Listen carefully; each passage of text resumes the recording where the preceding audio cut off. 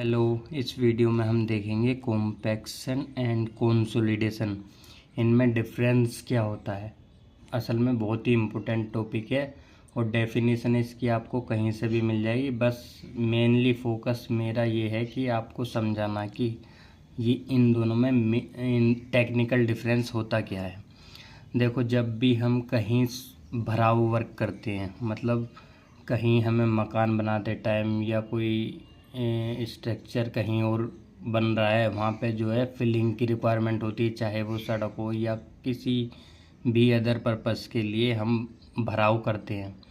भराव करने के बाद उसको जो उसका जो बैठने की सेटलमेंट जो होता है उसके दो कारण होते हैं। एक तो कॉम्पैक्शन की वजह से सेटल होता है, एक कंसोलिडेशन की वजह से सेटल होता है। तो दोनों को देखते हैं। सपोज़ मैंने यहाँ एक सोइल है और हमने यहाँ से मिट्टी उठाई और इधर जो है सोइल की फिलिंग कर दी। ये मिट्टी ला के यहाँ पे हमने जो है इसको फिल कर दिया। बड़े ध्यान से समझना है, वो एक बार समझ जाओगे फिर आपको डेफिनेशन तो कहीं से भी मिल जाएगी और डेफिनेशन को देखते ही समझ जाओगे कि है हो क्या रहा है। असल में कंसोलिडेशन हो रहा है या कॉम्पैक्शन हो रहा है सोइल का। तो ये जो एक सोइल सैंपल मैंने आपको यहाँ दिखाया, ठीक है। अभी देखते हैं क्या होता क्या है। यहाँ से हमने मिट्टी उठाई और यहाँ हमने फिल कर दी, ठीक है। यहाँ तक आपको समझ में आ रहा होगा। यहाँ से मिट्टी का हमने उठाव किया और यहाँ हमने फिलिंग की एक मिट्टी। ये पहले का ग्राउंड लेवल था और अभी ये नया ग्राउंड लेवल बन गया, ठीक है। यहाँ हमने भराव वर्क कर दिया। ये यहाँ पहले से ये कवर्ड एरिया है और यहाँ हमने भराव कर दिया, ठीक है। अभी क्या होगा, भराव करने के बाद हम इसको कॉम्पैक्शन करेंगे। मतलब इसको कोई भी हमें स्ट्रक्चर बनाने से पहले सोइल को स्टेबल होना ज़रूरी होता है, नहीं तो उसकी जो नींव है वो बाद में सेटल होगी मिट्टी, तो उसमें जो है दीवार में क्रैक्स पड़ेंगे या स्ट्रक्चर फेल भी हो सकता है। तो उसके लिए क्या होगा कि अब हमने कॉम्पैक्शन और कंसोलिडेशन के द्वारा इसको जो है सेटल करेंगे। कॉम्पैक्शन क्या आर्टिफिशियल क्रिया है, जैसे हम रेमर से करते हैं या रोलर से करते हैं। उस रोलर चलाएंगे या रेमर से जो जिसको हम जुरमुट भी बोलते हैं, इनसे भी करते हैं। तो मैनुअली भी करते हैं और आर्टिफिशियली भी करते हैं। तो होगा क्या, जब रोलर वगैरह चलता है तो इसमें दो एयर वॉइड्स हैं। इस सैंपल में एयर वॉइड्स होते हैं और वाटर वॉइड्स होते हैं। किसी भी सोइल सैंपल में दो ही चीज़ होंगी, एयर वॉइड्स होगा या वाटर वॉइड्स होगा। हम मिट्टी को कहीं से उठा के ला रहे हैं, ये तो होगा नहीं कि बिल्कुल ड्राई सोइल मिलेगी हमें। कुछ उसमें मॉइस्चर भी होगा। मॉइस्चर मतलब उसमें कुछ पानी भी होगा, कुछ एयर भी होगी।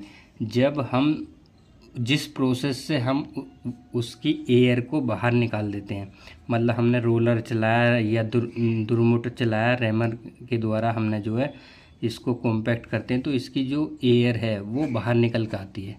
जो प्रेशर पड़ता है तो इसमें जो एयर फंसी हुई है सोइल में वो बाहर निकल के आती है। बाहर निकलने के से होगा क्या, ये जो है सेटल हो जाएगी। इसका एयर वॉइड्स निकल गए तो ये जो है सेटल हो गई। ये इस तरह से इस लेवल पर आके जो है रुक जाएगी। जब इसके सारे एयर वॉइड्स, लगभग सारे एयर वॉइड्स निकल जाएंगे या 80% या लगभग मैक्सिमम एयर वॉइड्स निकल जाते हैं, तो वो सेटल हो जाती है। उसका जो लेवल है पहले ये था, अब ये हो गया। इसका मतलब ये है कि इसमें से एयर वॉइड्स निकल गए, अब इसमें वाटर वॉइड्स बचे हैं।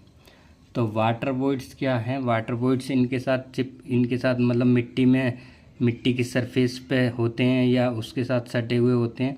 तो वो रेमर से या कॉम्पैक्शन से नहीं निकलते। वो उसमें उस टाइम एयर वॉइड्स निकलने के बाद जो सेटल होता है उसमें फिर वाटर वॉइड्स बच जाते हैं।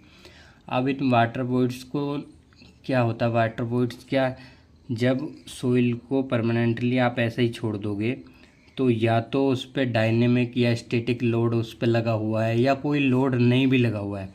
तो जब ये सोइल सैंपल यहाँ पे आ गया, अब उस पर कोई डायनेमिक लोड लगेगा ऊपर से, मतलब हम चल फिर रहे हैं या हमने कोई सामान रख दिया, जैसे बाहर गांव में छोड़ देते हैं ना, मिट्टी को ऐसे ही छोड़ देते हैं, फिर चलते फिरते रहते हैं वहाँ पे, और उसको काफ़ी टाइम तक ऐसे छोड़ दिया जाता है। तो उसके बाद छोड़ने के बाद फिर उसका सेटलमेंट हो जाता है और भी।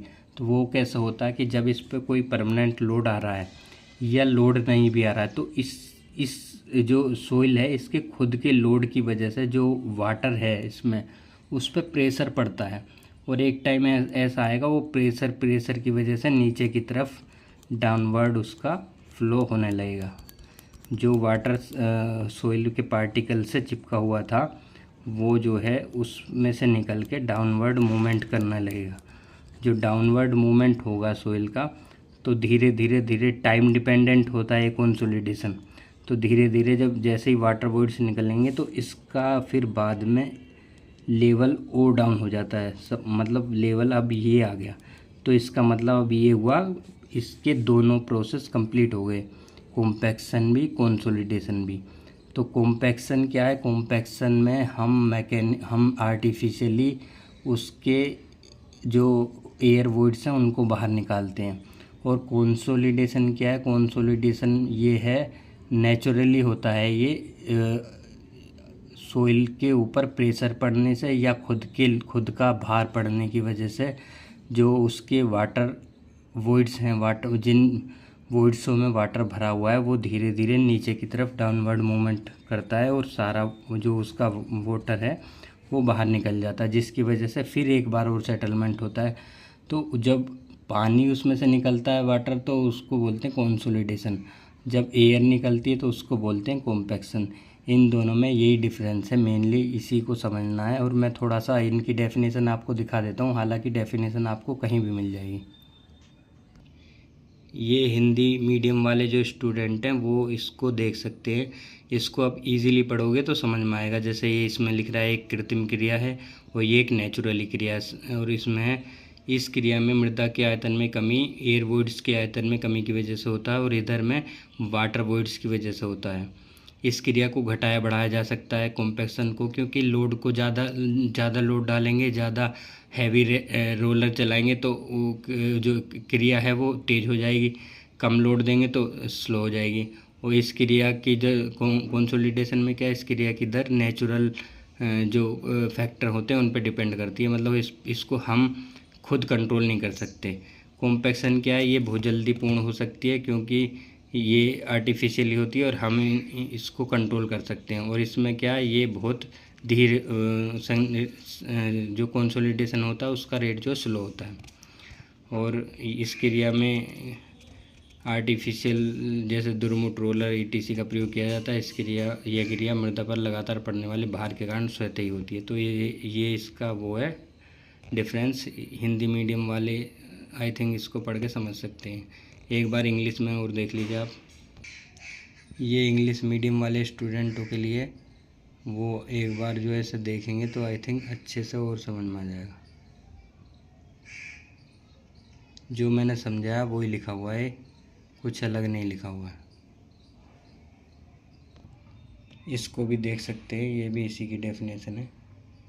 ये मेरे ख्याल से आप लोगों की हेल्प के लिए ये आपकी हेल्प करेगी। अगर आप थोड़ा सा और समझना चाहते हैं कि डिटेल में डेफिनेशन एक तरह से इसको देखना चाहते हैं तो आई थिंक ये जो है वही लिखा हुआ है, सेम चीज़ जो मैंने समझाया।